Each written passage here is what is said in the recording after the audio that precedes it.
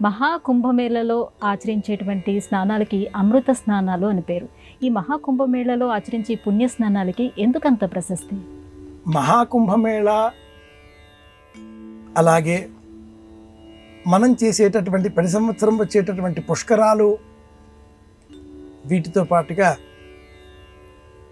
మాఘ పౌర్ణిమ, వైశాఖ పౌర్ణిమ, సముద్ర స్నానాలు, నదీ స్నానాలు, మన ఇంట్లో మనం చేసేటటువంటి స్నానాలతో సహా అవకాశం ఉంటే మన ఇంటికి దగ్గరలో ఉన్న నదీ స్నానాలు, సరస్సులో, కొలనులో, తటాకంలో, బావి దగ్గర చేతబావి నీరు పుచ్చుకొని ఎక్కడ స్నానం చేసినా ప్రతి స్నానం కూడా అమృత స్నానమే.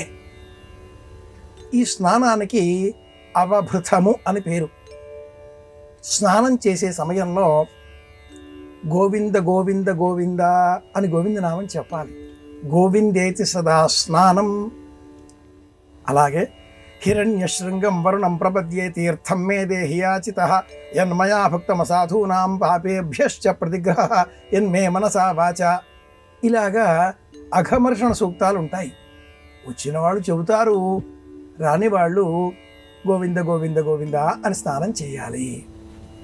ఏ స్నానానికైనా అమృత స్నానం అని చెప్పే పక్షంలో కుంభమేళాలోనే చేసే స్నానానికి ఇంత గొప్ప పేరెందుకు? అందులోనూ 6 స్నానాలు ఈ 42 రోజుల కాలంలో వాళ్ళు పాటిస్తారు.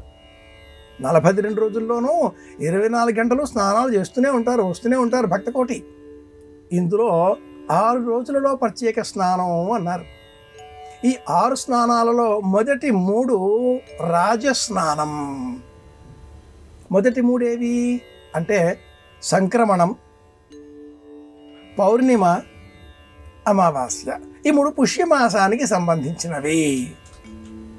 వీటిలో చేసే స్నానాలకు రాజస్నానం అని పేరు. తదుపరి వచ్చేటటువంటి మాఘశుద్ధ పంచమి, వసంత పంచమి, మాఘ పౌర్ణిమ రెండవది, మూడవది మహాశివరాత్రి అమావాస్యతో కూడుకున్నటువంటిది. ఈ 3ంటికి అమృత స్నానం అని పేరు. 6 అమృత స్నానాలు కావు. మొదటి 3 రాజస్నానాలు షాహీ స్నాన్ అన్న పేరిట ఉత్తర భారతదేశం వాళ్ళు సంబోధన చేస్తారు. షాహీ రాజరిక. మాఘమాసంలో చేసే స్నానాలకే అమృత స్నానము అని పేరు. ఈ చెప్పే మంత్రాలలో అత్యాశనాత్, అతిపానాత్, యచ్చ ఉగ్రాత్, ప్రతిగ్రహాత్ అనే ఒక అనువాకం ఉంది. ఎప్పుడు మనం స్నానం చేసినా రోజువారీ కార్యక్రమాలలో అత్యాశనాత్, అశనము, అన్నం తినడం. ఎక్కువగా తిన్నామండి, జీర్ణం కాలేదు, లోన ఏదో అజీర్ణ వ్యవస్థ ఇబ్బంది పెడుతోంది. అతిపానాత్, ఎక్కువగా పుచ్చుకున్నాం, తాగేసాం, మంచినీడు కావచ్చు, లేదా ఏవైనా టీలు, కాఫీలు, పదార్థాలు, పళ్ళరసాలు పుచ్చేసుకున్నాం, కష్టపెడతాయి. యచ్చ ఉగ్రాత్, చాలా కోపాలు వచ్చేసే క్షణాలు ఉంటాయి రోజులో.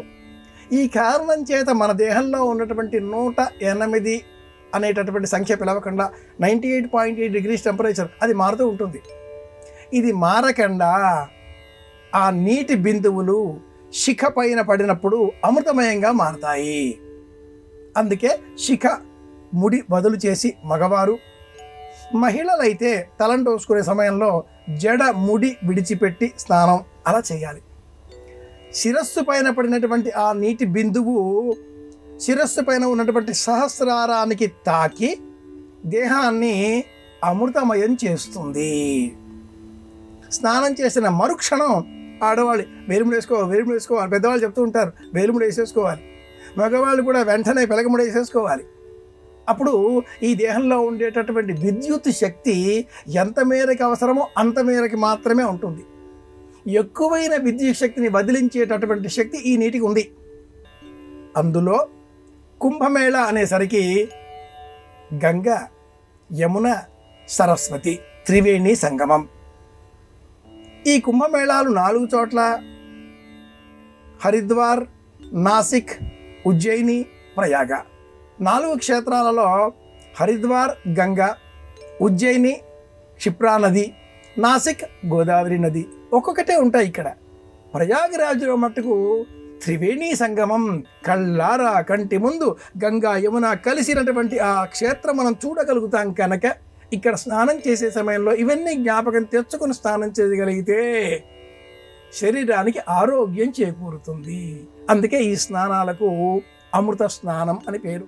సంవత్సరం పొడుగుతా జీవితం అంతా కూడా మన ఇంట్లో మనం చేసే సమయంలో ఈ జ్ఞానంతో, అజ్ఞానం లేకుండా కాసింత నీరు శిరస్సు పైన పోసుకునే సమయంలో గోవింద గోవింద గోవింద అంటే ఈ నీటి బిందువులు కూడా అమృతమయం అవుతాయి. విశ్వాసంతో కూడుకున్న అంశం ఇది.